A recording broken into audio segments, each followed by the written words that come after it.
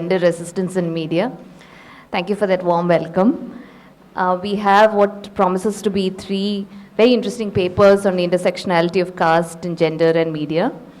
Let's start with Praveena K P, Dr. Praveena K P. She's an assistant professor at MS University, Tirunelveli. She has finished her PhD from Hyderabad Central University, and she will be talking on Speaking from the Margins, Dalit Women, Media and Politics of Visibility in the Public Sphere. Each speaker will be given 15 minutes to speak. At 10 minutes, a warning chit will be given to you by the organizers. And over to you. No, 10 minutes, a warning chit will be given by them, but 15 minutes. Over to you.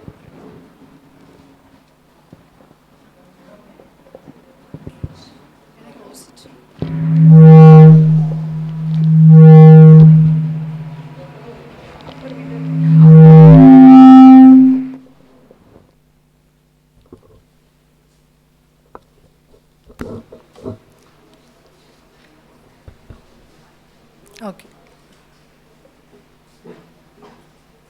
Good morning, everyone. Thank you, Dr. Aparna. There is a correction. I am not an assistant professor. I am a research associate in a project at MS University, Tirunelveli. The title of my paper is Speaking from the Margins, Dalit Women, Media and the Politics of Visibility in the Public Sphere. In the Indian context, class, caste and religion predominantly focuses on the public sphere, and it influences all the popular sensibilities of society. The mainstream discourses in Kerala continue to stigmatize and sexualize women from Dalit and other lower caste groups. The dominant media and public perceptions of Dalit women as vulnerable as well as accessible target for abuse continue to normalize the violence experienced by Dalit women. This paper mainly focuses on the issue of Dalit women being subject of crude satire and comedy that sexualize and dehumanize them routinely on visual media and social media platforms on everyday basis. Simultaneously, educated Dalit women have used social media to resist the Brahminical patriarchal tradition, which legitimizes the sexual abuse and subordination of Dalit women. This paper also tries to analyze the public sphere of Kerala that recognizes very progressive, very inclusive, how the private oppression of Dalit women seeps into the public and through recognition enables a more emancipatory and democratic public sphere through various interventions. As for theoretical foregrounding, I'm looking at Habermasian idea of public sphere. For Habermas, public sphere is conceptually a realm of social life in which something approaching public opinion can be formed. He elaborates on the emergence of the public, private and intimate sphere and the exclusion of some groups from bourgeoisie society. A portion of the public sphere comes into being in every conversation in which private individuals assembles to form a public society. The idea of public sphere, a concept that came into being as part of the shift from absolute to more democratic forms of society, envisions an open civil society as providing a space in which diversity of interest and identities could participate in rational critical discourse. I'm looking at feminist criticism on public sphere made by Habermas. I'm trying to look at Nancy Fraser's observation on Habermasian analysis that bourgeoisie conception of public sphere emphasizes its claim to be inclusive and open to all. One of the primary meanings of this idea is the conception of free access. However, because of their assigned gender status, women of all classes and races were prohibited from official political participation. She also points out that the Habermasian notion of the public sphere masks the domination of those marginalized by gender, class, ethnicity, or race. Unevenly privileged social groups often create unequal admired cultural trends in stratified societies. The determination of power in public sphere is based on certain civil rights. Feminist scholars from the West criticize the European public sphere, bourgeoisie-dominated public sphere, and white male-dominated public sphere. In Indian context, Dalit scholars, obviously minority scholars, criticize the idea of public sphere which is dominated by certain religious identities or certain caste group, elite men who got Western education, created the sense of public sphere in India. And I'm looking at the idea of Gopal Guru, who he traces the idea of how the public sphere in India is a complex terrain. It's a complex realm that is not balanced in terms of caste, class, and gender or religion, and the mere representation of Dalit women in the realm of various public spaces like local bodies or mere representation. He's problematizes that, and also he problematizes the idea of inclusion and exclusion by highlighting the dream of equal citizenship right, which excludes Dalits in general.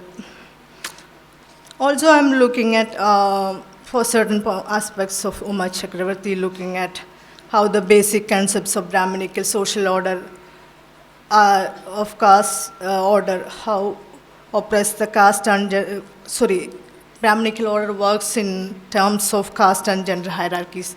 Lower caste women, especially Dalit women, as viewed as merely sexual subjects in the Savarna-dominated consciousness of the public sphere. We all know that how the public sphere in India is created by the elite men who educated from Western education. Their dominant ideas this was considered as a very emancipatory, inclusive, but at the same time, European modern critique of the so-called public sphere. But in Kerala also, the public sphere having a progressive identity in Kerala, the gaze of the male, of dominant caste male gaze or Savarna male gaze still persists in the realm of public sphere.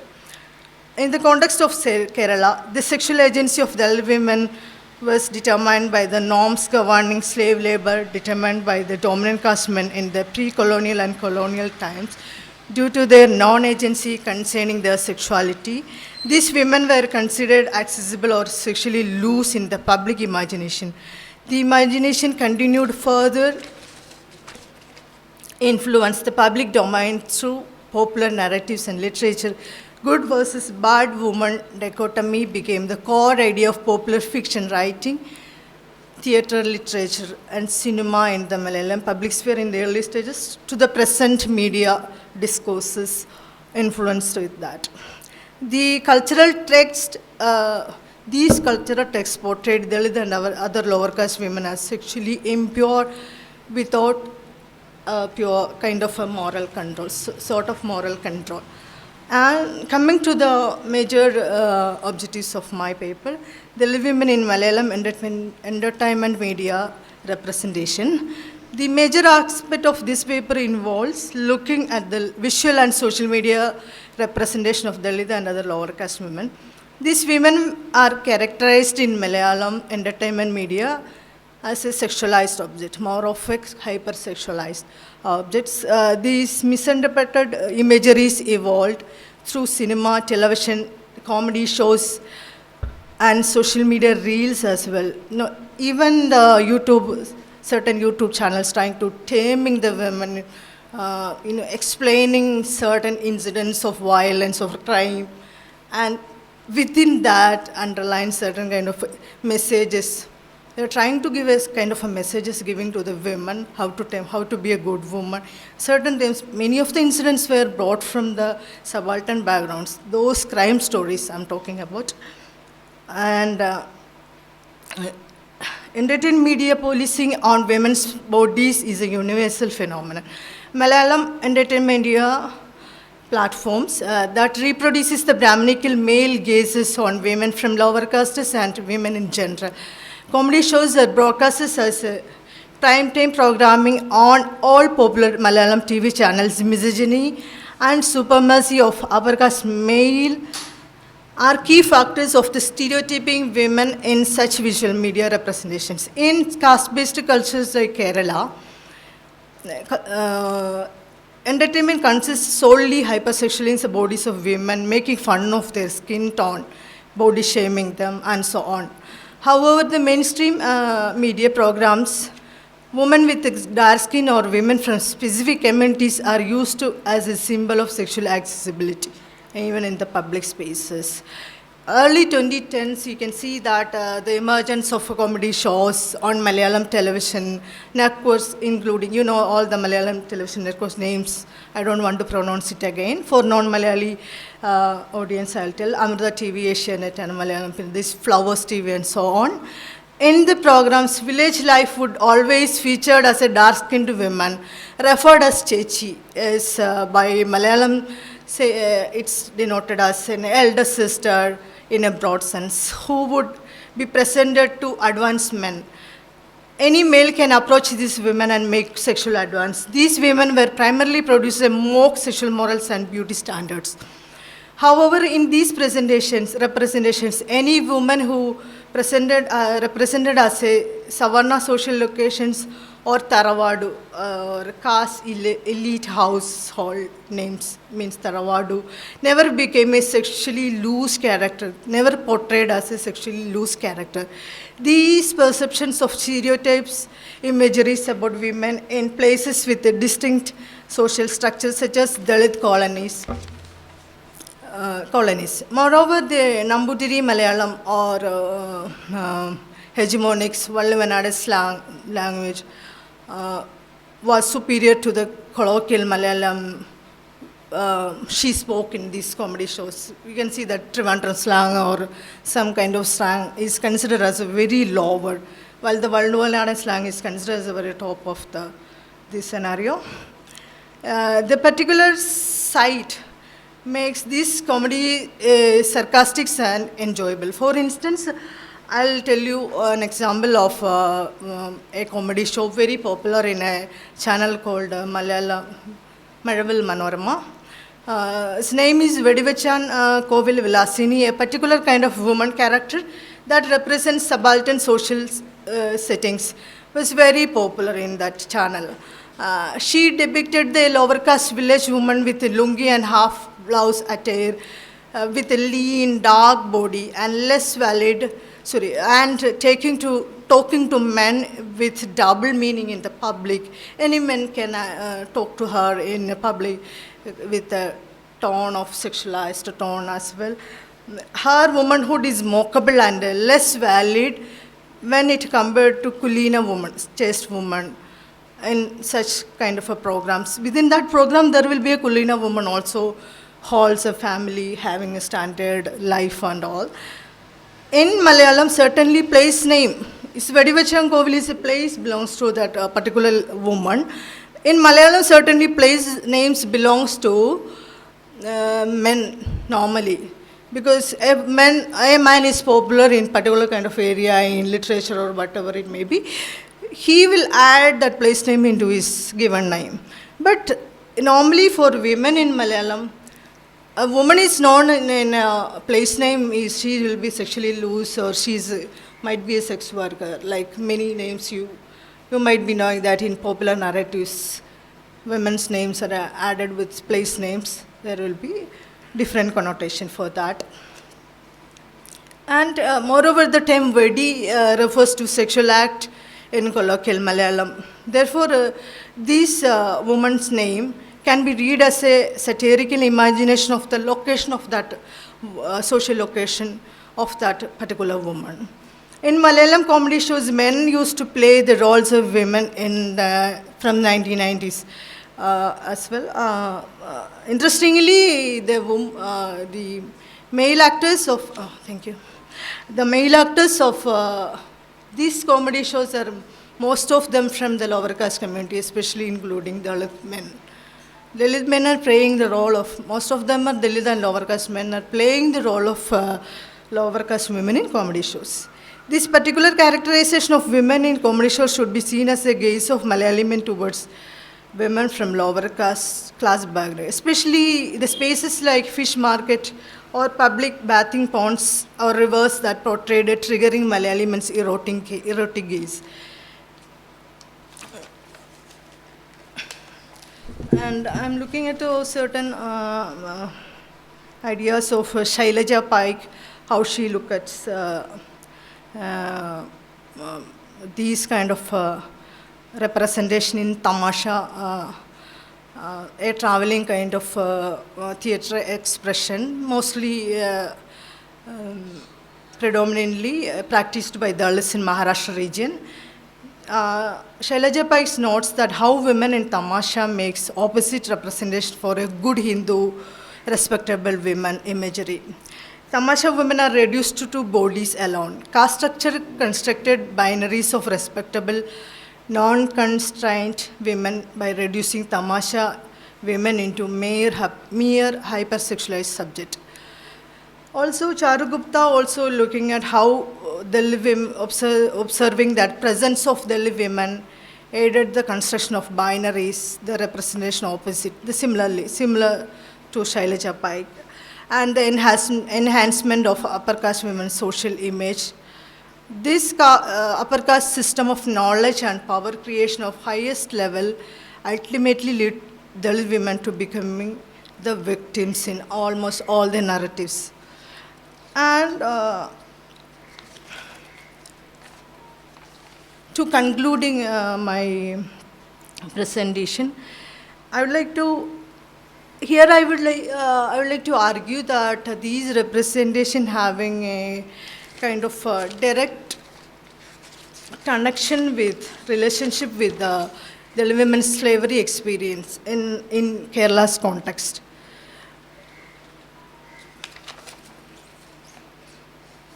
Because Dalit women have been stereotypically portrayed as sexual subjects, morality loose and voiceless in the mainstream media representation in Malayalam public sphere. These cultural narratives are permeated by the impact of hegemonic imagination produced by Brahminical system and demonstrate the internalization of certain elements, such as transaction of slave women treated as mere bodies. One factor in the media apathy is the Brahminical patriarchal control of Kerala's public sphere. Moreover, the absence of Dalit women in the media newsrooms also is a question. Recently, there was a discussion on color. Talking about who was that? A lady. Sharda Muralidharan, private, who was that? Chief Secretaries. This peripheral kind of a discussion about the skin color. In fact, this media who is discussing about dark skin color, they never hardly invite a dark skinned woman for the discussion when there is a discussion about dark skin or body caste question or something. But merely their peripheral level, they are doing mere discussion about caste and color. Not even caste is not even touched, because she was badly treated only because of her color. I find these are peripheral discussions about caste identities. And one more thing I want to discuss is, finally, this I think I will end up with one more point.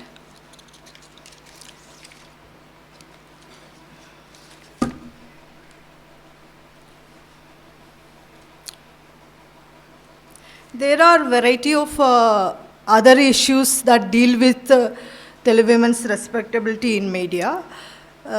These issues demanded a deeper comprehension that was than what the conventional Savarna feminist point of view might offer. Because of this, the new organizations and media outlets rarely take less privileged women's sexual assault against women from less fortunate backgrounds seriously.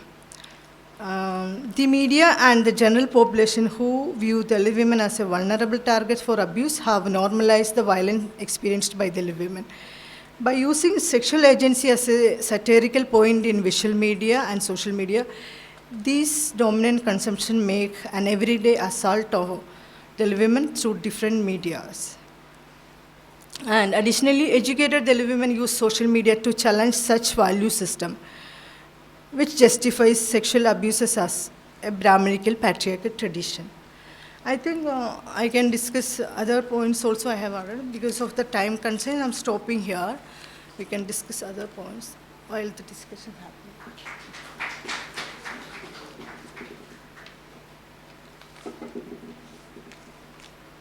Thank you so much, Praveena. That was a very interesting paper. We are looking forward to the more aspects on when we discuss it. Without taking further ado, let me start by inviting Dr. Sanya A.S. She's an assistant professor at School of Gender Studies. She has completed her MPhil and PhD from JNU on a very interesting topic which sort of talks about intersectionality and childhood studies. But today she will be talking about subaltern voices in colonial Kerala, caste, gender and politics of space. Hello.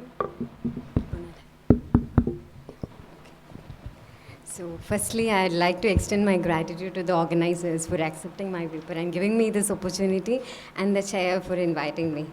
So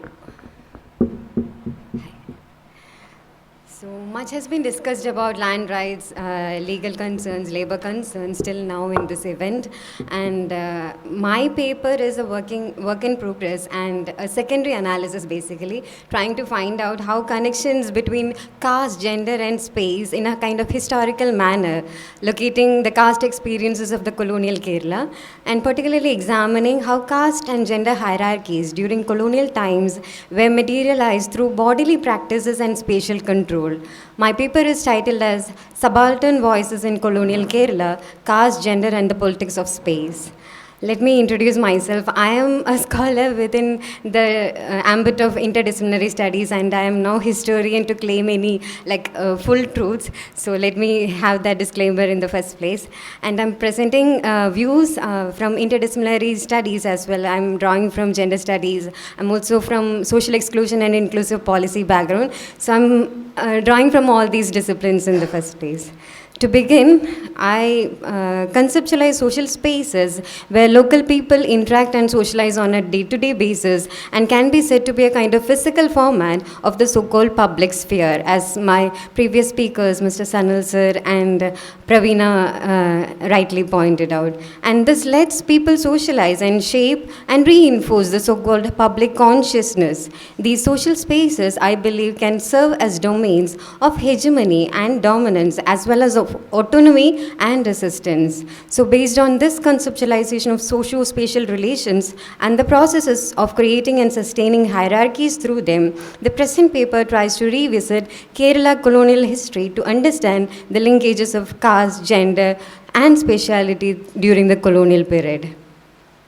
In colonial Kerala, as we all know, caste wasn't just about how you could marry or what job you can do, but it dictated where you could walk, where you could stand, how to look, and even exist. So space became a tool to enforce hierarchy with brutal precision. And as we know, it worked through the purity pollution logic, or the idea that your body is a problem. The caste system was built on this idea that some bodies, the Brahmins and the upper caste, have pure bodies and others are polluting, that the Dalit, untouchables and the tribal communities were polluting to their areas and bodies.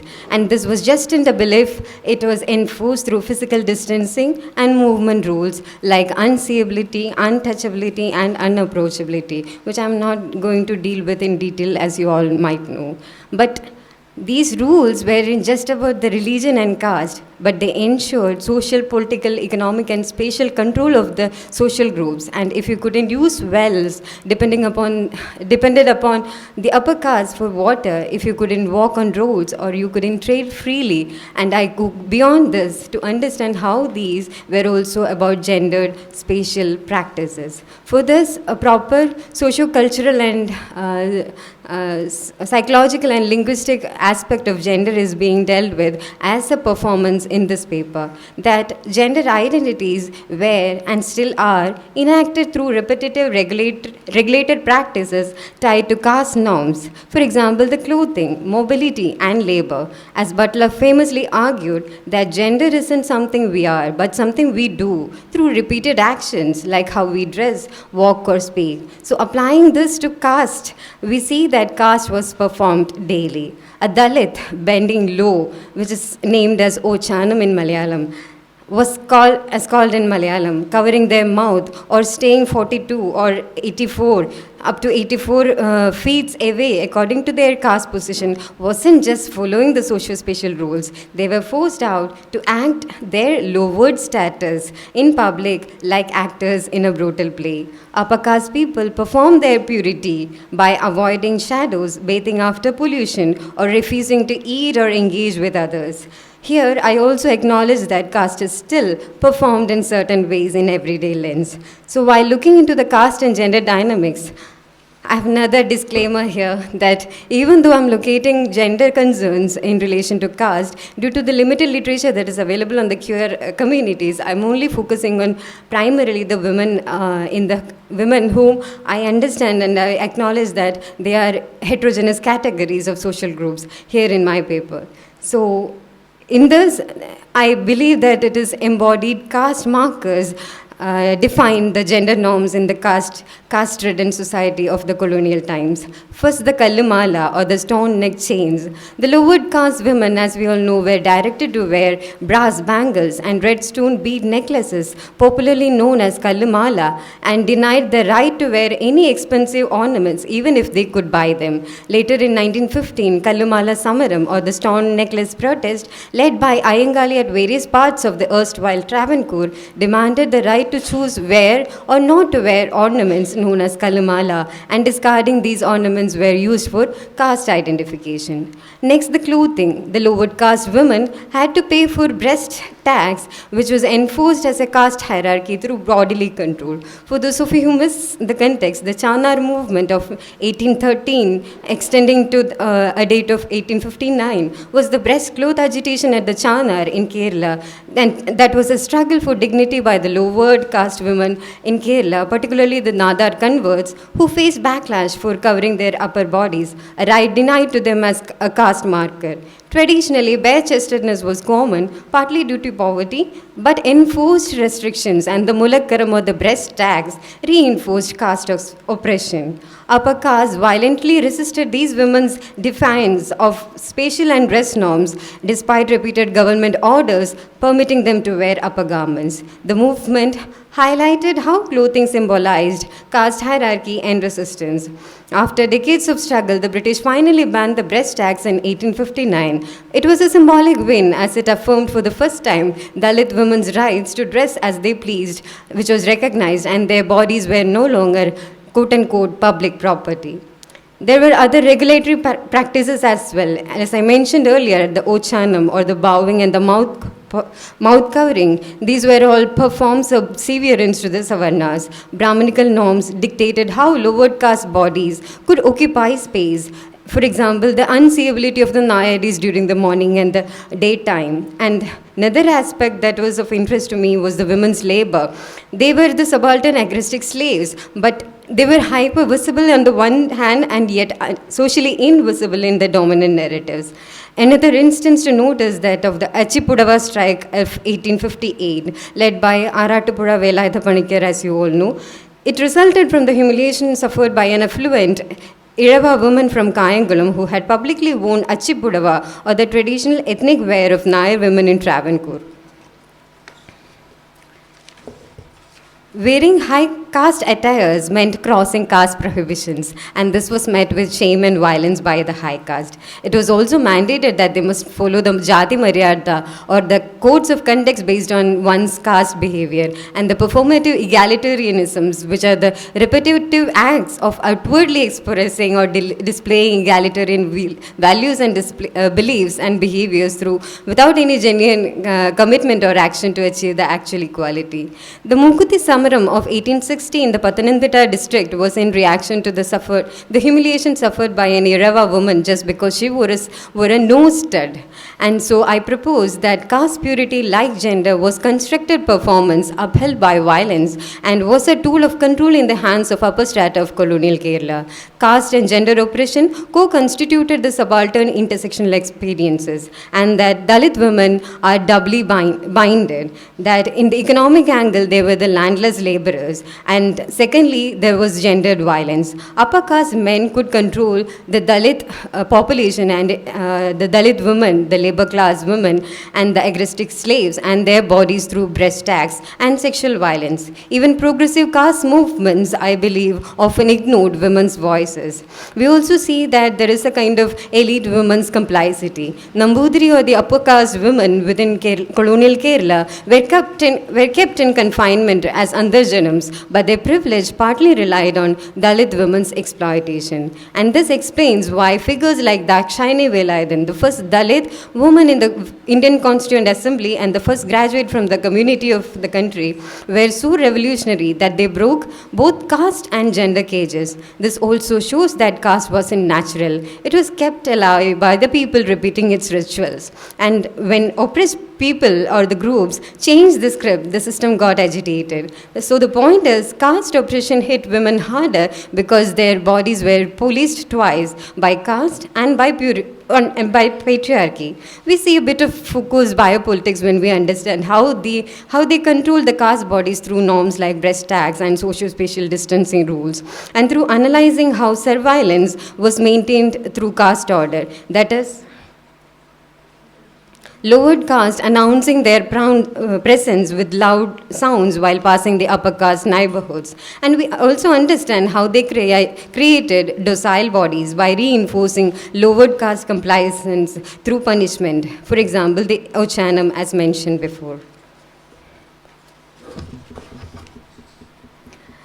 Even some of the reforms, the so-called social reforms, which the missionary schools had made in place, disciplined the caste subalterns into new hierarchies, the Christian casteism. So next, I'm trying to look at how spaces aren't natural or neutral, but they are shaped by power, gender, and time, that these are gendered space, as Doreen Massey says. So who control the spaces? The upper caste and the colonial rulers designed the spaces to keep power in their hands. To illustrate this, first, I'm trying to locate the illusion of home. For a majority of the upper caste women, the Andarjanams, home was a prison of purity, a place to be protected from the pollution of their pure bodies from the lowered caste. I use the term lowered caste deliberately instead of lower caste because the former implies a position forced by the stratified system and its members, and I believe the other way around. As for women belonging to the lowered caste, home was often a hut or a perishable shelter, as Sanal sir rightly pointed in the beginning of this event today morning, at the edge of the village or at the hilltops away from the centers, marking their social and spatial exclusion. Yet these huts became sites of resistance and solidarities, where stories, folk songs, and folk tales were narrated, and resistance and resilience plans were made against the caste and gender oppression. Secondly, there is gendered spatial labor aspect. While Brahmin women were confined to inner courtyards, Dalit women's labor of fetching water, of doing the domestic household chores, of working in the fields, literally moved the economy, yet their presence in the public was treated as invisible. The Nadar women who filed court petitions to be seen equal to other Hindu women on dressing and other labor rights are remembered here. So I argue that space acts as a power. Spatial segregation, it might be in terms of temples, roads, or wells, reinforced caste hierarchies, while resistance reclaimed space as sites of defiance. Any resistance to the existing caste-based social order found in history emerged in the specific socio-temporal context and was not welcomed by the caste elites. One should also remember that the resistance movement I just mentioned happened happened in a social setting where the known Brahmin caste had to bow and ochanam and the jati maryada while presenting themselves publicly.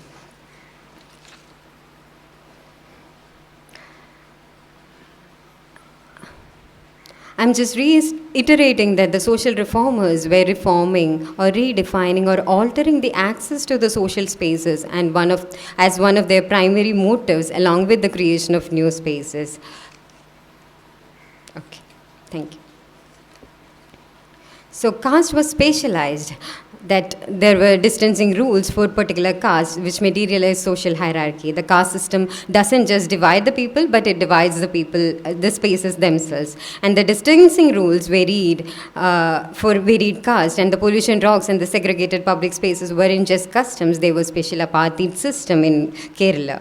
In Kerala, the Western binaries of public-private framework fail in Kerala's context, I believe, because the temples may be seen as public, but it was caste restricted. The backwaters where the Kayal Sammelanam or the backwater protest happened are natural spaces and water bodies, yet they got politicized by Dalit gatherings which might not fit into the Western binary. Dalit leaders held secret meetings in the lakes and rivers, places which upper caste avoided, turning them into spaces of freedom. These acts weren't just about physical spaces, they were about dignity, visibility, and the right to exist equally.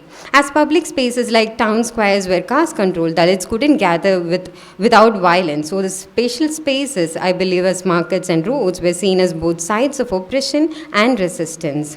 Temples, like for example the Vaikam Satyagraha, transformed the temple roads into contested political arenas, and they were broader checkpoints which was enforcing pure enough to pass only through them, and the Guruvayur Satyagraha as well.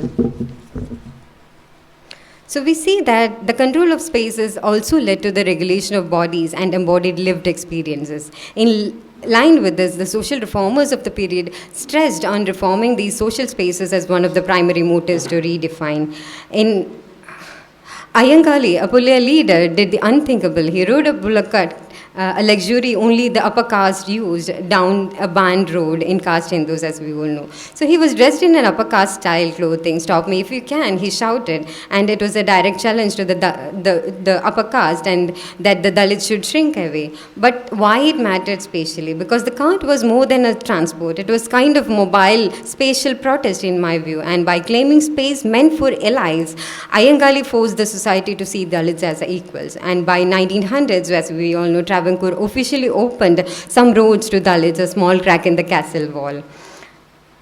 Leaders like Krishnadi Ashan and Pandit Karupan held meetings in the backwaters and the lakes and the places that the upper caste labeled as dirty. But this was actually a defiant reimagining of the public debate of the Brahmin-controlled town squares. And here the Dalits discussed about rights, education, and protest without fears. So we see that these were marginal and became spaces of freedoms. Social reformers like Sahodana Ayyappan organized Pandi Bhojanam, or the public feast as we understand, where people of all castes prepared and shared meals. And these meals were acting as small acts, but they normalized equality in everyday life. And also, I'd like to mention how Ayangali launched a school for Dalits at Venganur, and how Poigalapachan's Pratiksha Raksha Deva Sabha PRDs to empower the enslaved population and to organize congregations in the outskirts of the forest, how they were preparing alternative spaces to argue for their own rights and to organize or collectivize themselves. And these religious gathering spaces or vocational training centers marked the creation of new spaces for the downtrodden. So the lower caste people faced intersectional violence and their bodies policed as polluting yet economically exploited. So following Lefebvre framework of space as produced through interconnected dimensions, it is affirmed that space isn't neutral, but it is created by power, that there are at least There are at least 3 sets of spaces that we can think about. The concealed space, the temple roads or the pollution rocks or the Tindal Paras as they are called, marking where Dalits could go. The lived spaces, how actually people can live or actually used. So the everyday routines in which we can see Ayangali's bullock cart on the forbidden roads and the backwater meetings as I just mentioned. And the perceived spaces as the subaltern resistance or the reimagination where the Dalits were fetching water at the dawn to avoid upper caste interferences. So, let me just conclude. I have only 5 minutes. No? Do I have time? 2 minutes. Okay.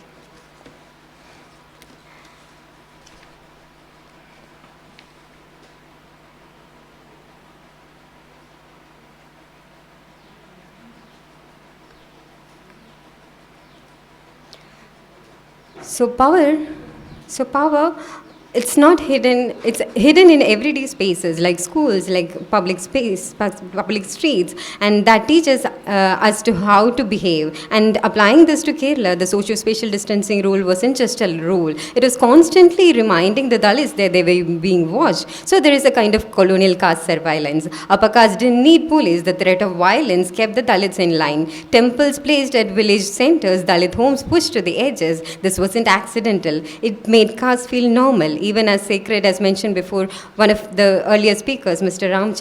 Ravichandran, how they excluded toilets and Dalits from those sacred spaces. And missionary schools helped Dalits but often taught them to behave as good lower caste. So it explains why the Dalit resistance had to reclaim spaces like Dalits defiantly drinking from forbidden wells. It wasn't just about the water, it was refusing to be watched and controlled. To sum up, caste wasn't just a labor. It was engendered and enacted on the body and could be unenacted by defense. So the resistance were intersectional to some extent. Caste norms were cited through spatial practices as unapproachability rituals. Space was the medium through which caste disciplined the bodies. Resistance reiterated and subverted these codes through interdining mechanisms. These were embodied resistance, and Dalit women's labor, both economic versus elite women's seclusion, both as symbolic, both shaped the spatial patriarchy of the colonial times. Power wasn't just in laws, it was in the wells, roads, and shadows even, making socio-economic and cultural spatial resistance a daily grained. And space wasn't passive, the upper strata controlled it, yet it was stolen, reclaimed, and rewritten by the oppressed, and the architecture has played immense role in affirming and reinforcing caste inequalities in Kerala. When lowered caste women wore a blouse or a Dalit man rode a bullock cart, they weren't just breaking rules, but they were exposing the absurdity of the whole caste system. Caste was a performance, space was a stage, and the Kerala's oppressed, they were the ones who dared to rewrite the script. They fought for their dignity, sense of belonging, and the right to exist without fear. Every forbidden well, every barred temple, and every road that whispered, "You do not belong," was a mirror of caste and gender oppression. But it was also a battleground where the oppressed rewrote the rules. So the resistance movements chipped away at the centuries of oppression. Physical spaces opened up, temples, roads, and schools slowly became accessible, and not because of kindness, but because Dalits demanded, protested, and occupied these spaces. Symbolic victories. When Iyengali rode the bullock cart and the Nadar women wore blouses, they proved caste is a lie upheld by violence, not by divine law. The backwaters where Dalits plotted resistance, the blouses that the women stitched in secret. These are sacred sites of courage. They deserve more than footnotes. New imaginations. The leaders like Narayanan Guru didn't just ask for entry into Brahmanical spaces, but they rather built alternative worlds where equality was the foundation. But these victories, these victories were partial. We know from history that upper caste adapted rather than surrendered. Today, caste hides in subtler forms like Dalit colonies still lack clean water and the basic infrastructural facilities, and women are barred from Shabarimala. As elsewhere across the globe, a majority of men led these movements, and there was a kind of paternalistic dominance towards collectivizing lowered caste women, although they performed covert and overt forms of resistance, amending with the lingering thought of the many known and unknown actors and participants and victims who were jailed, tortured, or killed for demanding what the supreme others quote unquote supreme authors took for granted. So why do we still know about the oppressed women who participated and led these fragment movements? History has erased them both as caste and gender persons. Thank you. Thank you, Sanya. It was a, it was for emphasizing how spatialization of caste sort of happens, and also for opening up a repertoire of resistances, which now does feel like memories of dissent for Dalit women who are in academia. Now let's move on to Vandana S. She is a research scholar at St. Joseph's University, Bangalore, and she will be speaking to us on the topic Silent No More, the power of Dalit women's agency.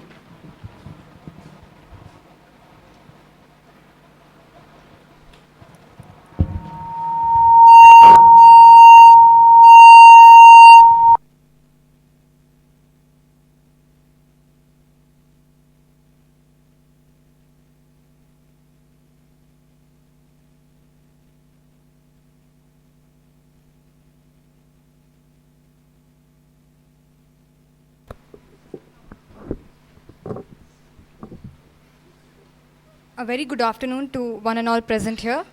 I'm Vandana A.S.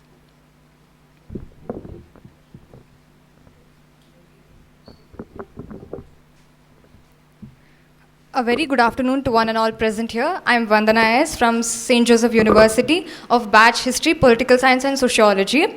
And today I'm going to present on a topic, Silent No More, the power of Dalit women's agency, intersectionality, agency and empowerment. So, to look at the literature review, Dalit women in India face intersection oppressions of caste, gender and class, but have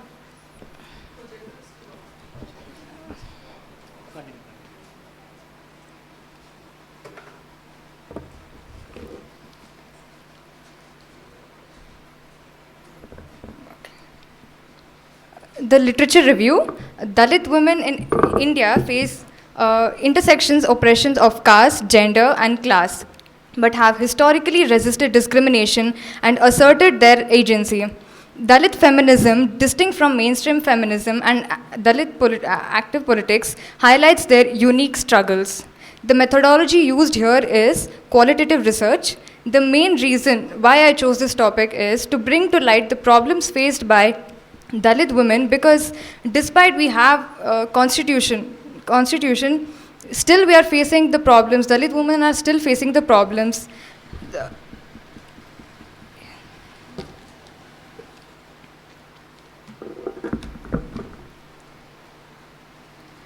To introduce, Dalit women face challenges because of their caste, gender and economic background. However, their story is not about struggles, it is also about strength, courage and change. Despite discrimination, Dalit women have fought back in many ways. They have led protests, written powerful books and poems, and used social media to speak out. So, what is Dalit women's role in activism? The first one is education rights. It advocates for equal access to education for Dalit girls and fighting against caste and gender-based violence. Here, everyone should get equal education and there shall be no caste discrimination. The next one is political representation. Dalit women have faced historical exclusion from politics, but they are now fighting for equal representation since they have got the rights through constitution and they are getting leadership opportunities and policy changes. So these are the role models. The first one on the screen you can see is our respected President Srimati Draupadi Murmu, who despite being from a Dalit background, she has fought many odds and struggles. She has seen many struggles and is now become our president. So this is very inspiring for us and we should learn from her how to fight our struggles and come up. The next one is land and labor rights.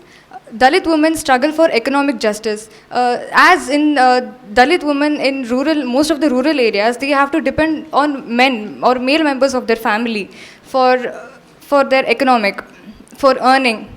So since Dalit women are not educated, so they lack education and for everything they have to depend on men. So These are the struggles which women face, Dalit women face. The next one is anti-caste movements, protesting caste-based discrimination. In now, after Constitution, Dalit women are protesting against caste-based discrimination. They're raising their voice against it.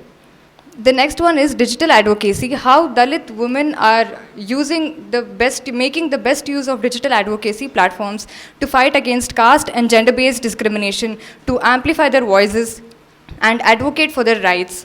Through social media, blogs, videos, and online campaigns, they are challenging social injustices, they're spreading awareness and building strong communities. The next subtopic is intersectionality and oppression. Caste, gender, and oppression are interconnected because they all shape a person's experience in society. The first one is caste oppression. In society where caste domination is higher, or where caste is dominating, people from lower caste are often facing discrimination from the higher caste. They are being getting limited job opportunities, and they are excluded from the society. The next one is gender oppression, where mostly women and gender minorities face inequality, including restrictions on freedom. They have been given lower wages, and they are into violence by men. The next one is class oppression, where poor people have fewer resources, education, and they lack opportunities, which keeps them stuck in poverty. The next one is historical context. The early pioneers are Savitribai Phule and Tarabai Shinde. Savitribai Phule was the woman who opened school for Dalit girls and fought for their rights. Then the next one is Tarabai Shinde, who wrote one of the first feminist critics of caste and gender oppression. Dalit women's role in Ambedkar's movement, supported by Dr. B.R. Ambedkar in fighting caste discrimination. They took part in temple entry protest and 1956 mass conversion to Buddhism. The next one is fighting sexual violence, where Dalit women have led protest and legal battles against rape and honor killings. Cases like the recent one, Hathras rape case in 2020 and Bhanwari Devi case in 1992, which sparked a national outrage. The next one is political leadership. Leaders like Mayawati have challenged caste oppression through politics. Grassroots Dalit women activities fight for land, labor, and legal rights. The next subtopic is digital activism and media advocacy. How Dalit women are using social media to amplify their voices. They're raising awareness and advocacy, thereby building community and solidarity, challenging stereotypes by sharing their achievements in education, politics, and activism. Digital protest and online campaigns, educational empowerment. Some examples are Dalit women are using Twitter, Instagram, Facebook, and YouTube to bring awareness about the problems faced by them. So here on the screen you can see this is how Dalit women are using social media. The next one is Dalit women's struggle in socio-political arena. Dalit women face double oppression as Dalits. First is caste discrimination, and as women, that is patriarchy. Their social struggles include caste-based violence, where there is higher risk of sexual violence, which are often ignored by authorities, education and employment barriers, caste bias forces many to drop out or face workplace discrimination, social exclusion, they have been denied access to temples, water sources, and housing. Economic exploitation, they have been paid less than others, they are forced into bonded laborers and manual scavenging. The political struggles include their underrepresentation politics. Few Dalit women in leadership are often used as figureheads, meaning they're not fully given the power. They're just kept as dolls, you can say. Dalit women are just kept as dolls. People are not utilizing their power properly. They face intimidation, violence, and structural barriers that prevent them from contesting elections freely. So how society can support Dalit women's empowerment? By stronger laws and justice. We should enforce laws that protect Dalit women from violence and discrimination, ensure police register and investigate cases properly. In political participation, we have to encourage Dalit women to take leadership roles in local and nation politics, ensure they have real decision-making power and not just symbolic positions. We have to give them better job opportunities. We have to provide land rights and financial help for Dalit women. ensure fair wages and safe workplaces. So to conclude, historical resistance is active in anti-caste movements, leading protests against caste-based violence, empowerment initiatives. Dalit women are engaging in education, entrepreneurship, and political roles to achieve economic independence and leadership. The cultural impact, utilizing literature and digital platforms to share narratives and advocate for rights. The transformation, evolving from marginalized individuals to influential leaders, challenging systematic oppression.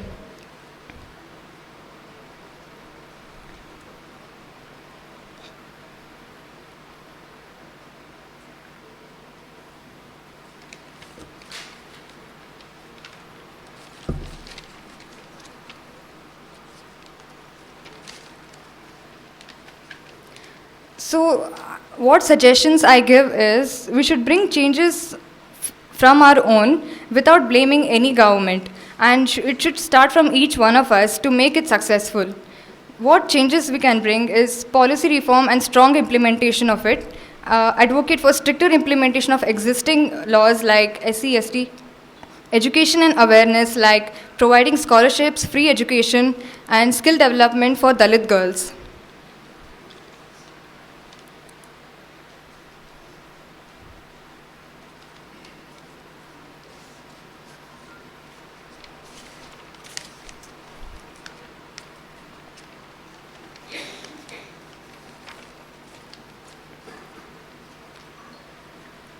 And one more thing is recently I heard about an incident in Kolar district, which is just 40 kilometers from Bangalore, capital city of Karnataka. To say this, in this 21st century, we are still facing this social stigma with respect to casteism.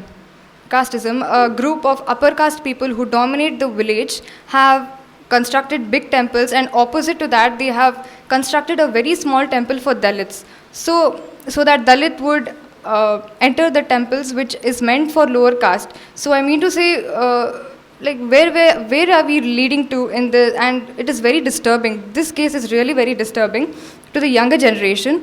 We need to have a big full stop for all this and ensure equal rights for everyone. Thank you.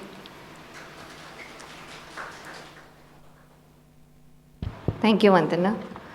And that brings us to the end of this the three presentations.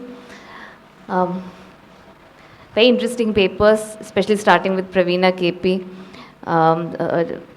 How you used public sphere as a category to sort of look at a genre of comedy in Malayali media, right? The understanding of what elicits laughter, what bodies elicit laughter. You brought it out extremely beautifully. And Sanya's also the whole angle on how this sort of invisibilizes assault on Dalit women. I find that very, I mean, that's not discussed much. How, you know, through laughter, which is seen to be innocuous and something which, you know, it's done without any harm, is so harmful, has real harmful effects on how Dalit women's life then pan out in spaces that we occupy. Sanya's paper was extremely interesting for the whole idea of performativity and how that sort of looks within how Dalits also perform caste, but also upper caste perform caste, and spatialization of caste. I was also wondering how Dalits themselves sort of articulate the spatialization of caste in the sense that how are they using spaces. And just to say that the echoes of so many of the things that you mentioned, like Kallumala, this thing, I remember in something that Praveena sort of wrote with regard to gold jewelry and the whole idea that, you know, if you don't use gold, suddenly you're progressive, but the whole pragmatic politics of having gold and how it was denied to the Dalit women for so long. So I really, the sort of cross connections between your work is very interesting to look for me as a scholar. And Vandana, I'm sure this is a very preliminary kind of research that you're sort of getting into. My only suggestion would be that you probably, you know, there is a monolithic gaze that you're putting on Dalit women, especially with this showing that how Dalit women sort of use social media. So perhaps you could sort of nuance that a bit, layer it more, maybe concentrate on one particular advocacy movement and see how It's sort of like what that whole, the thick description which Sanal was talking about in the morning. But I'm sure all three of your papers will benefit from suggestions and expert comments. We have Professor Raju, Professor Satish Deshpande, and Professor Sanal Mohan. I invite them all to give your comments. Thank you.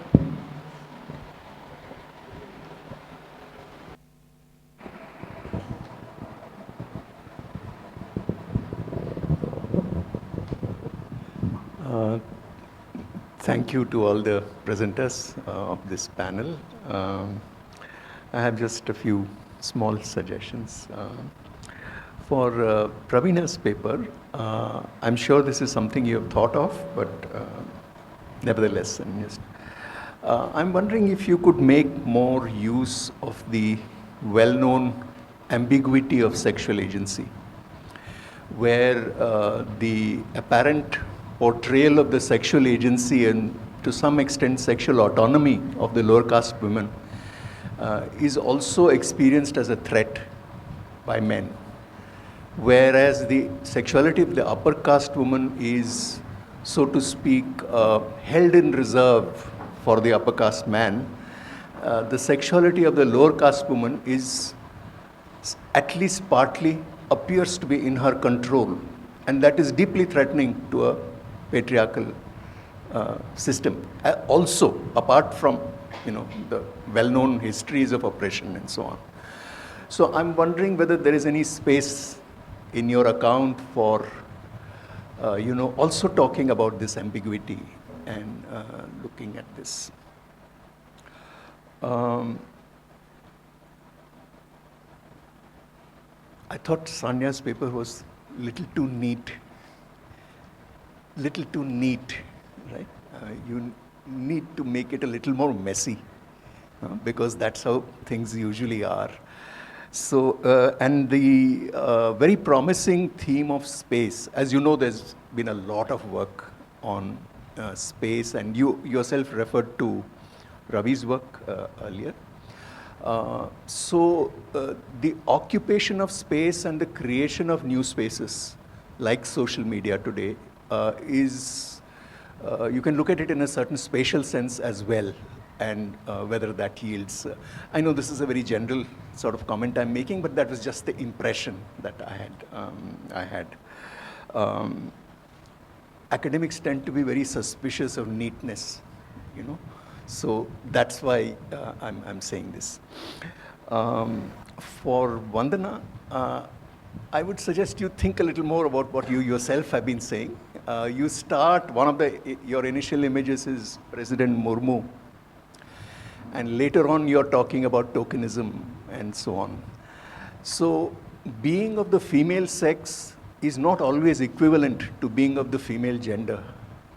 That has been one of the traditional areas of the opening up of the question of women and feminist theory, although there has been rethinking on that as well.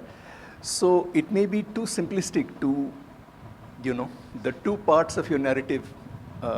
In the second part, when you're talking about the problems of tokenism, some awareness of that should be presented to listeners, even as you present the picture of President Murmu. And the most famous example here is Indira Gandhi. To what extent does Indira Gandhi represent womanhood? Very questionable, right? Powerful prime minister of the female sex, but was she really a woman prime minister? That's what you have to think about. Questions of this sort you have to think about. And so complications are what academics look for. Right? So you have to look at the complex layers of the story you're telling, right? Thank you. I have only very broad and sweeping comments. About Praveena's paper, I thought even if you delete the word Dalit from your presentation, it holds good. Because in a patriarchal society, all women hello. All women face problems that you have highlighted in general. It's not that Dalit women are particularly vulnerable, but I thought that even if you delete Dalit word from your paper, it is true. It holds good. About Sanya's paper, I have a conceptual problem of periodization about colonial Kerala. What do you mean by colonial Kerala? See, I am particularly against using Portuguese period, British period, colonial period. Thereby we are attributing too much importance to agency role to the colonizers. Okay? And empirically speaking, it is precisely during the colonial period that what we claim today as Kerala's art, Kerala's culture, Kerala's literature, Kerala's law, etc., came into being precisely during this period. So, to what extent it is true to characterize or periodize in terms of colonizer and colonized? Vandana's paper, I didn't understand it thoroughly well, but it looked as if it is a project report, which is different from a, it is academic, but at the same time, its orientation is more towards policy kind of tone, which you can overcome very easily, I suppose. Thank you. I need to think about it. Okay. So thank you, the panelists. It was a very good session, listening to you all. And I have some suggestions which might help you in the process of rethinking some of your issues. In Praveena's presentation, the theoretical part, is familiar to people working in this particular area. And at some point you spoke about what I have noted as landscape for a good woman. So have you read a book of that title? Landscape for a Good Woman. There's a book. So that will be quite good for you, which is by Caroline Steedman. She's a British historian. Actually, Caroline,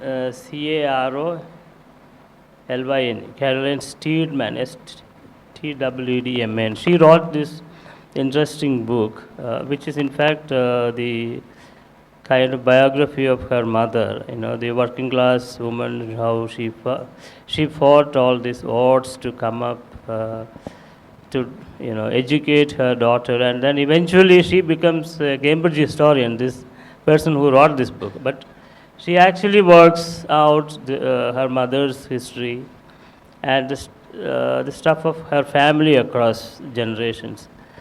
So like that you have historians' work on this sort of issues where intergenerationally, the people improve their economic and social conditions.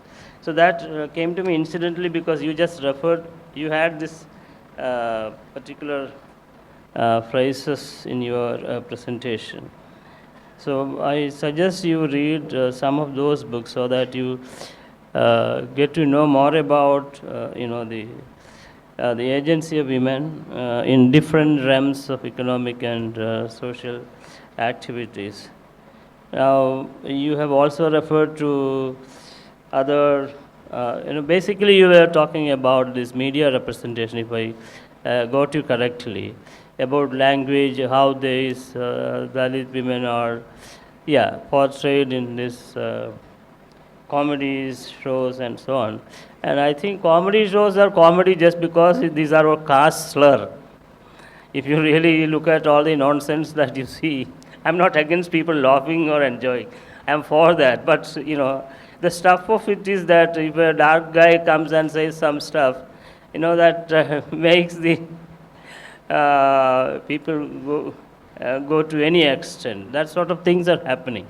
So you may want to look at, this sort of thing, the idea of certain kind of carnivales, emerging in Kerala. So that I think is quite good. I'm not against this people, enjoying or making fun of others.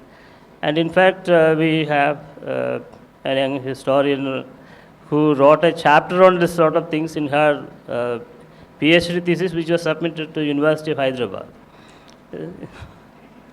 Yeah? Okay, so I just want to mention that here. And then about the language that you have said, I request you to read some stuff which Uday Kumar has recently published. So where he actually looks at a variety of short stories. You can restrain me, Aparna, no worries. Which actually talks about this question of language. He looks at the novels of, novels and short stories of younger generation of Malayalam writers, who, as you know very well, who brought out this, brought to the fore the experiences of the quote-unquote marginalized social group spaces, etc., and how that language was doing. So obviously you are not looking at literary texts. I know the differences of these things, but in terms of language, maybe, I don't know if it is a paper or a chapter of your thesis, etc. So it may not be a bad idea to look at this and see if at some point you benefit out of this, particularly because you spoke of language. Now in Malayalam poetry, if you read, for example, S. Joseph, he's the one who is, a few miles away from here, maybe less than 10 kilometers away from here. He uses this language which is very, very prominent in this side, and which was not so much used in poetry, Malayalam poetry, etc. So there are very interesting things. I'm not a researcher in language at all, but this is my sense of reading those scholars who are working in this area. You may want to productively use this when you develop your ideas, although you are dealing with this other stuff which you see on the screen and all that. Now, there are so many things that you have given about this color question. I think to go beyond the current nonsense in Kerala, but say I should be excused, my words may not sound very good, is to read some real stuff on this. Because the social scientists have been writing about this political,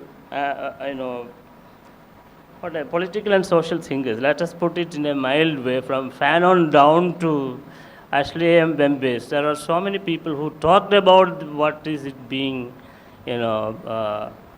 what is it to be black, and thinking about, the question of black critically.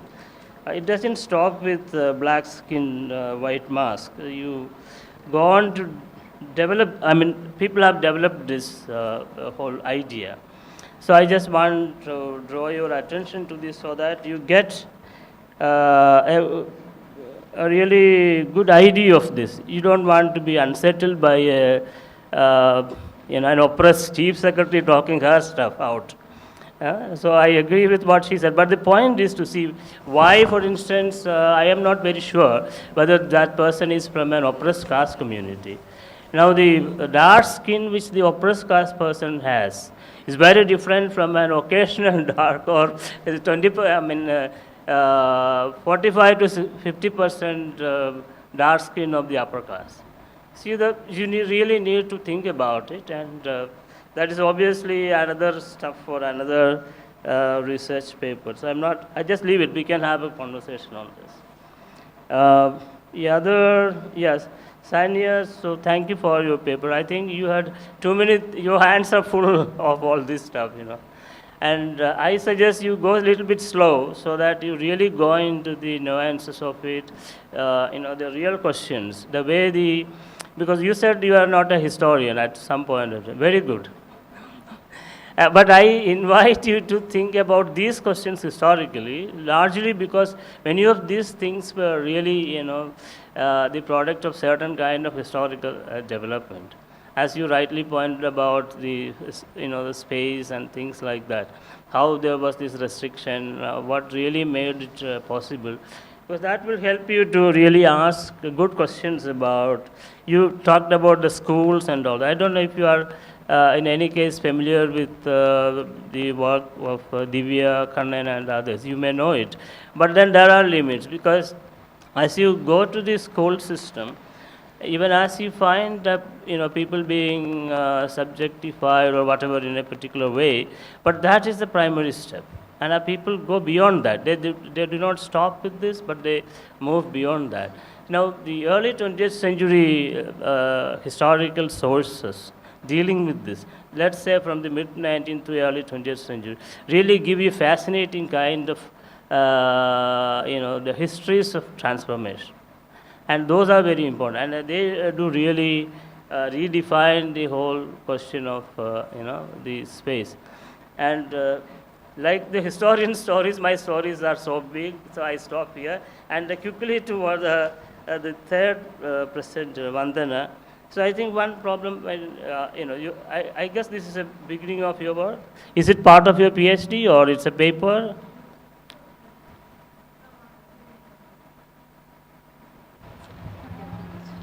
No, I'm asking, is it part of your PhD or? No, I'm Bachelor's of Arts. BA student, I'm a BA student. Yeah, so very good. I appreciate it. Even if you are doing your undergraduate degree, so we appreciate that. But there are several things with which you can really think. Like, kind of writings on women leadership in various social movements, etc., will definitely inform your understanding of those women who are very much at the hem of affairs, and not because they are that person is a Dalit or an Adivasi. That's primarily because of a particular kind of the politics which is doing its round for good or bad reason in our country. So, and many other things. Actually, there are a lot of things in what you have said. Now, two things, education and legal safeguards, to which you have referred to. So I invite your attention to kind of readings on, this question of education, pedagogy, etc. Many people in different fields of specialization in social sciences have done that. So you may want to use them very productively to understand your things. And the last point with which you stopped in the case of Kolar, that's not an isolated case.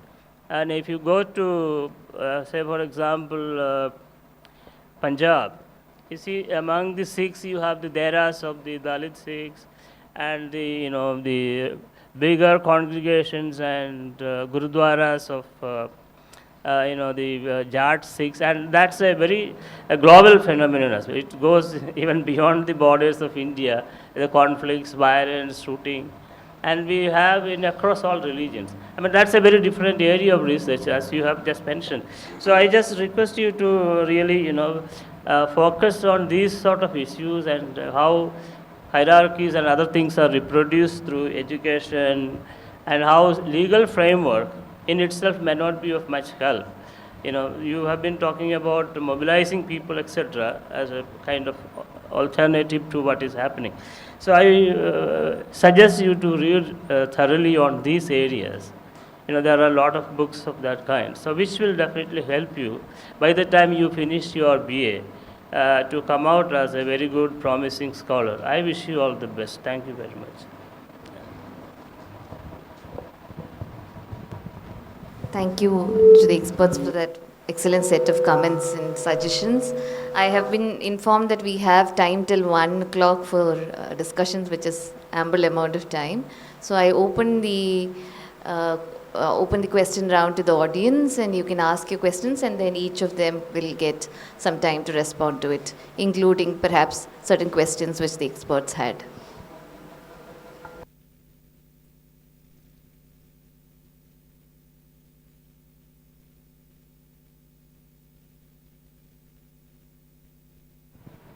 I think it's a more of a clarifying question for Sanya, where I was wondering when you mentioned caste as performance, were you drawing parallels with Judith Butler's notion of performance, maybe because it was not audible? And when you were referring to spaces as lived, conceived, and perceived, is that also a parallel from Henry Lefebvre's notion of, okay.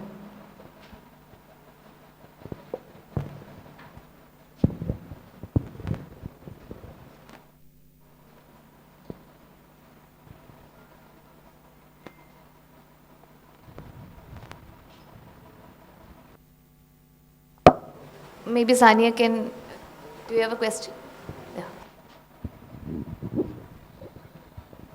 Yeah.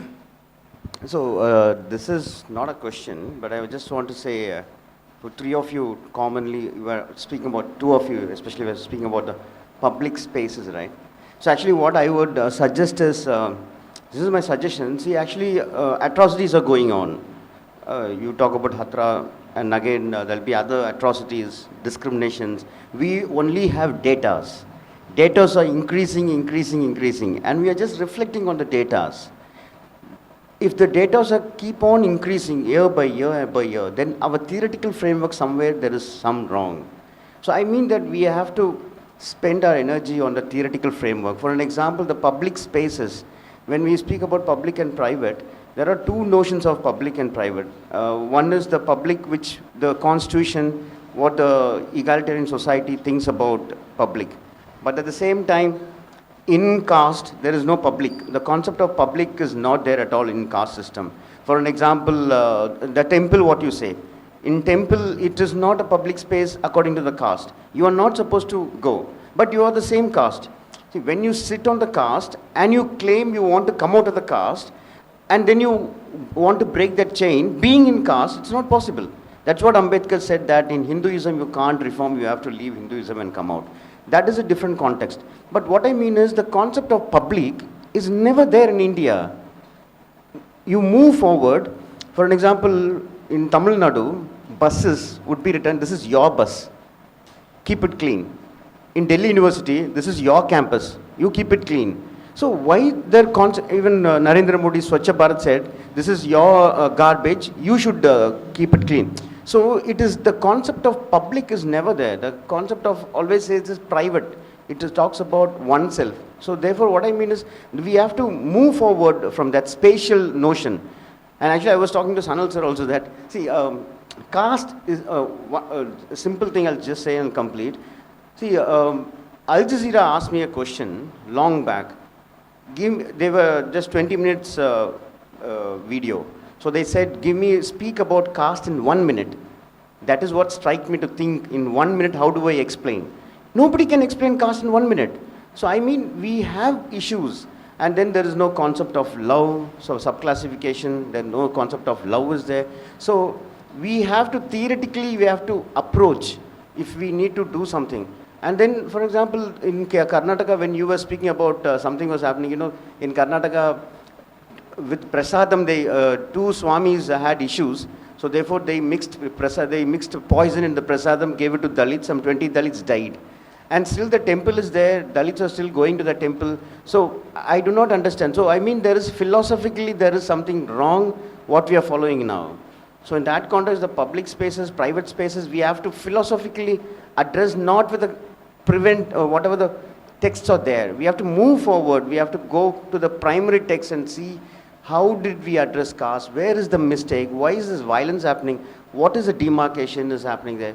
So I would like to say that one is move away from the framework and think about the texts what we have, and primary text, go to the primary text of caste. Ambedkar's and various other scholars wrote about caste, and the recent Gopal Gurus, theoreticians. So I mean, the theoretical work is what we need to focus more, I would say, rather than, that will be helpful for whole of the community, I think.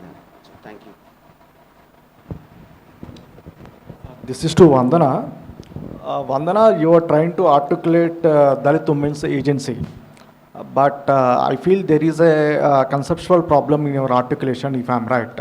On one side, you are talking, taking Draupadi Murmu as an inspirational figure. On the other side, you are also referring to Mayavati. So as Professor Deshpande and others were pointing out, there is a fundamental problem. And the other thing is that what is the operational definition of Dalit women for you? Because Draupadi Murmu comes from tribal background, and on the other side Mayawati comes from a Dalit background or scheduled caste background. Dalit, the word Dalit is more increasingly taken towards scheduled caste people. So you have to be very careful in this respect. And the other thing is that you are trying to, you're specializing in both in sociology and political science. So for you, I don't know in future which subject you will incline towards. If this is the case, maybe you should look at more research, I think, is available on Dalit women in Panchayat Raj or local self-governance institutions. Maybe that work will help you to understand the leadership dynamics of Dalit women. Sorry, I just forgot to mention while I was taking video that, see, actually, public spaces, there is constitutional public space, and then caste public space, and judiciary public space. This is what very interesting. All the atrocity cases being stuck by the Supreme Court saying in public there was no witness. So the concept of judiciary in public, there has to be somebody to say. So to authorize that Dalits have been attacked, this is a Gandhian way of saying, you no need to talk about yourself. There has to be somebody else should come and say that, oh, that guy has been attacked, this Dalit woman has been attacked, and I witnessed. So there has to be somebody else. In judiciary language, the public is very different. The state public is very different. State also says that that is why you see everybody throws garbage somewhere on the roads. Why?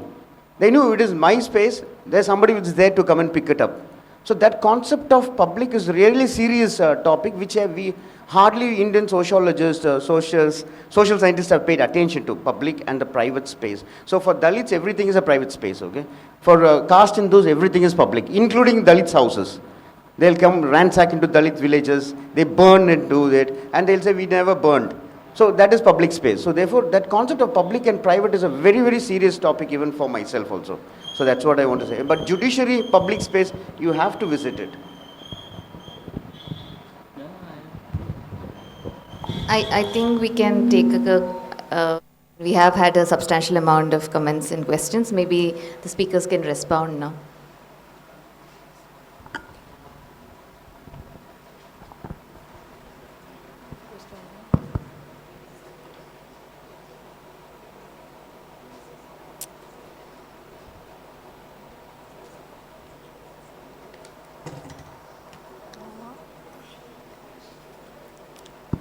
I think I would like to respond Professor Satish Deshpande's suggestion on actually sexual autonomy of Dalit women. Sir, you were trying to discuss. Actually, the sexual autonomy can be read as a phenomena which is misunderstood. Kind of an idea. It's a nominal narration about Dalit women. For instance, if you look at, if you trace the history from the slavery period itself, Dalit women were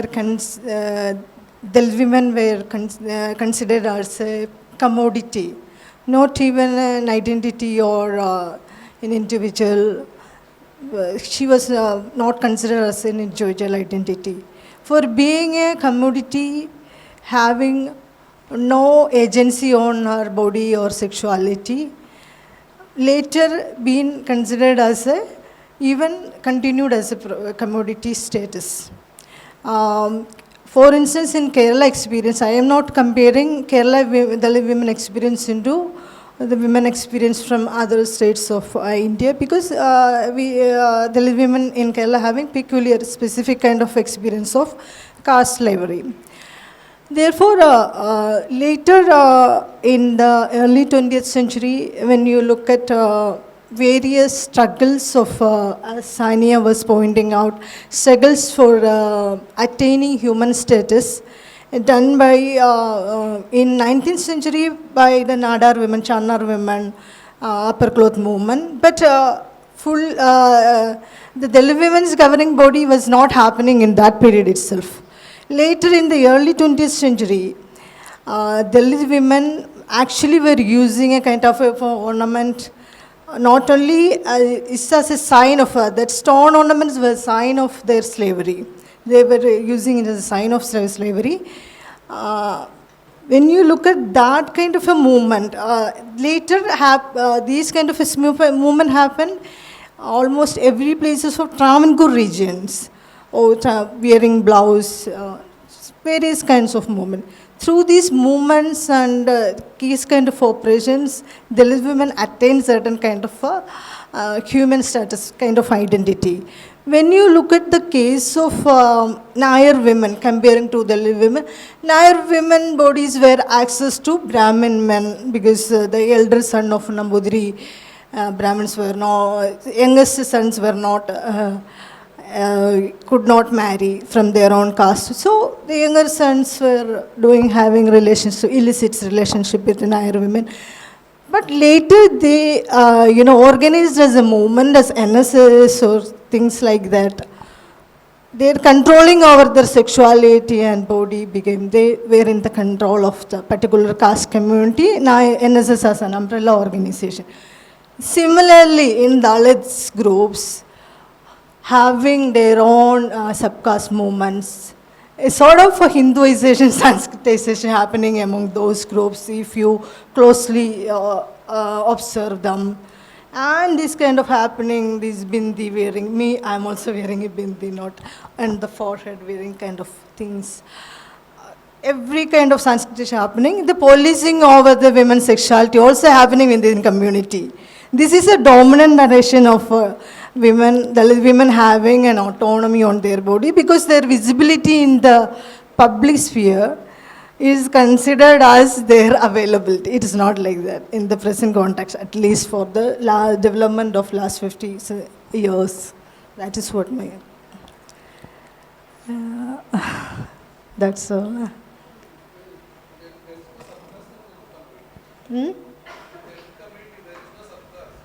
There is subcaste. Pardon?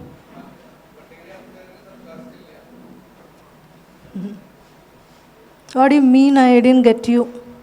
I didn't get you. I didn't get you. You have to explain, please. Pardon? Upajati എന്ന് പറഞ്ഞു കഴിഞ്ഞാൽ ഒരു ജാതിയുടെ sub കാസ്റ്റിനെയാണ് upajati എന്ന് പറയുക. Tell me. പക്ഷേ schedule കാസ്റ്റിൽ അങ്ങനെ ഒരു ജാതിയുടെ ഉപജാതിയായിട്ട് ഇല്ല. That is for information. മനസ്സിലായില്ല എനിക്ക്. ഇങ്ങനെ വിവരിക്കാൻ എനിക്കറിയില്ല. പട്ടികജാതി എന്ന് പറഞ്ഞാൽ there is no scheduled caste എന്ന് പറഞ്ഞാൽ there is no community. These are scheduled communities. The community is scheduled in the constitution. That is scheduled caste. I'm not talking about scheduled caste. I'm talking about Dalit community. Yeah, Dalit community-ക്കകത്ത് എങ്ങനെ ഉപജാതി വരുന്നത്? എന്താണ് ഉപജാതി എന്ന് പറഞ്ഞു കഴിഞ്ഞാൽ? What is subcaste? I am taking your question as you are aware that there is subcaste, but you are aware that there is subcaste among Dalits. All of us know. No, there is no subcaste among Dalits. Let him. ഇത്രയും വേണ്ടോ? അതിന് കൂടുതൽ discuss ചെയ്യേണ്ട കാര്യമില്ല. Okay. This is also part of an issue Dalit women are facing. I'm not taking it as an emotional question, but in the sense that I was trying to articulate why Dalit women are merely considered as a sexual subject. Their intelligentsia is erased in a way, reduced to mere. That also kind of a question. And Ravichandran was talking about why we are only looking at the theoretical standpoints about the spaces. Why. And there are many people working on the pragmatic level. So someone from the community should be there for articulating in theoretical basis also. That is what the process is happening, Otherwise, we are thinking like intellectual kind of exercising and articulations only belongs to certain groups. Then we are agreeing with the hegemonic imaginations about what is existing now. That is what my point. Thank you. Thanks a lot for the questions. Deshpande sir, thank you for that comment. It was too neat to be a paper, academic paper. Like I mentioned, it is a secondary analysis, and I'm only drawing from insights that are already available. And I'm not a historian again. I have my interdisciplinary background primarily. Yes, and you're mentioning about the digital social media that is contemporarily relevant in terms of how digital spaces are influencing the Dalit and the downtrodden communities. I'll look into that as well. Hello, sir. Thank you for that question about the colonial period.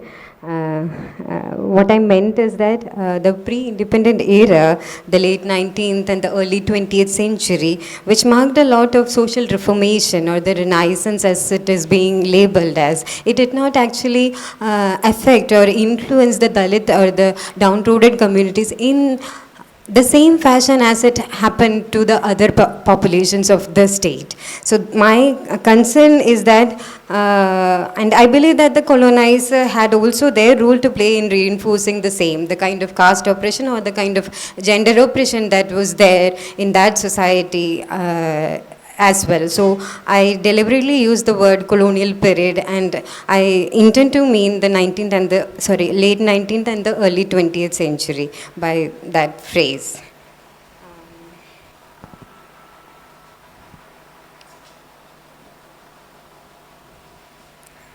And I'm only focusing on the gender, caste, and space nexus particularly, and deprivations, how spatial aspects of deprivations are being articulated are the only focus that I'm looking at. And I acknowledge that there has been a lot of affirmative and positive sides of reformation that has also reached the downtrodden sections. And I acknowledge that, and a little bit of which I have also mentioned in my paper, but then more of how particularly vulnerable sections, particularly the Dalit women and the tribal women are being affected by the policies, by the kind of spatial and social practices. That was my concern of the paper. And I agree that that is a limitation in my paper.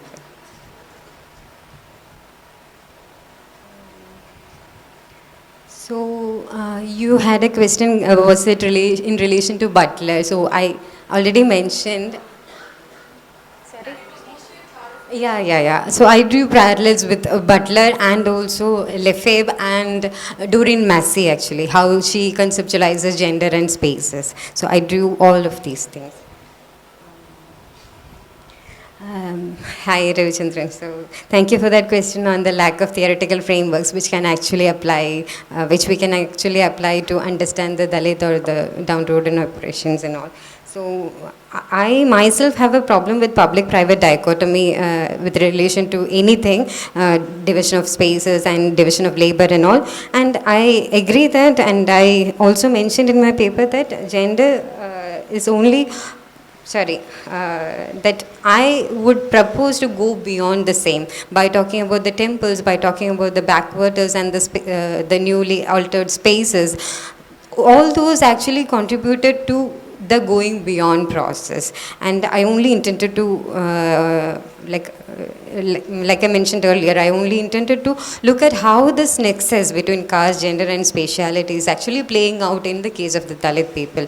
And that was in particular the residential spaces and how their labor related spaces are being negotiated by themselves on an everyday basis. And also maybe in a larger structural or systemic view, how it is being reinforced through the colonial practices by not addressing the same concern. So I was only locating that, and I agree totally that there is a limitation of the theoretical frameworks, and there is a limitation with this binary, public-private. Yeah, so how the caste bodies basically, how they are navigating. There's one more question? Yeah, okay. Thank you so much for hearing me. So thank you for the question asked. Sir, you told me to work on study more deeply on my topic, and about the egalitarian constitution and public and private sector you told me to work on, and I should have gone more theoretically. I should have done more research. I should have done more research. So these were the live examples which I took because I had asked interviews. So based on that, I had made this presentation. And I will look through the complex spaces of the Dalit of my presentation. So thank you. Thank you to that wonderful panel, and thank you to the organizers of this conference for giving us a space to have such wonderful discussions. I take on Praveena's comment that we need to look at caste within this political identity of Dalits closely, and that does need much more. I know you don't need any validation, but intellectually as a colleague, I validate your research and what it does to what we are doing here today. Thank you for that. And Sanya, I'm looking forward to your next phase of what this takes to you in more nuanced work on it and the messiness that awaits this paper. And Vandana, I'm so glad that you made it here, and it's so wonderful to see innocence at the start of a research, and I wish you all the very best, and thank you. Stop. That brings us to the end of our morning session. We will now break for lunch, which is being served in Portico. Please return promptly at 1:30 p.m.